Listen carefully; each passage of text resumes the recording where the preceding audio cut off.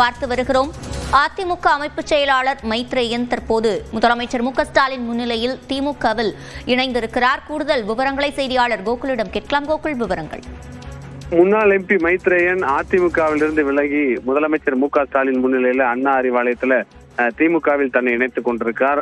உடன் துணை முதலமைச்சர் உதயநிதி ஸ்டாலின், திமுகவுடைய பொதுச் செயலாளர் துரைமுருகன், முதன்மை செயலாளர் கே.என். நேரு மற்றும் அமைச்சர் மா. சுப்பிரமணியன் உடன் இருக்கிறார்கள்.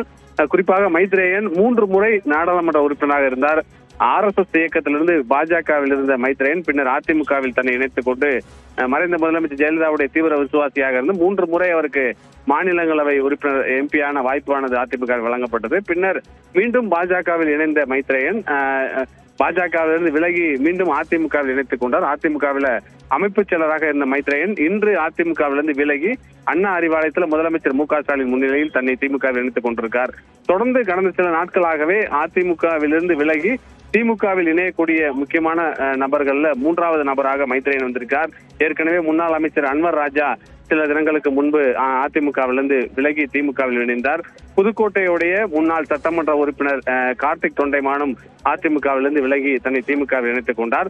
தற்பொழுது முன்னாள் எம்பி மைத்ரேயன் அதிமுகவிலிருந்து விலகி திமுகவில் இணைத்துக் கொண்டிருப்பது ஒரு முக்கியத்துவம் வாய்ந்ததாக பார்க்கப்படுகிறது.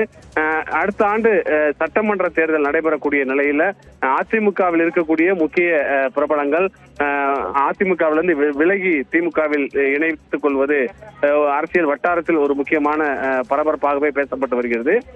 தற்பொழுது ஏற்கனவே கடந்த காலத்துல அதிமுகவில் இணைந்தவர்களுக்கு தேர்தலில் போட்டியிடுவதற்கு வாய்ப்பு, அமைச்சர் பதவி, கட்சியிலேயும் மாவட்ட செயலர் உள்ளிட்ட முக்கிய பதவிகள்லாம் வழங்கப்பட்டு வரக்கூடிய நிலையில சில தினங்களுக்கு முன்பு இணைந்த அன்வர் ராஜாவிற்கு கூட இலக்கிய அணியுடைய தலைவராக கட்சியில பொறுப்பு வழங்கப்பட்டிருக்கிறது.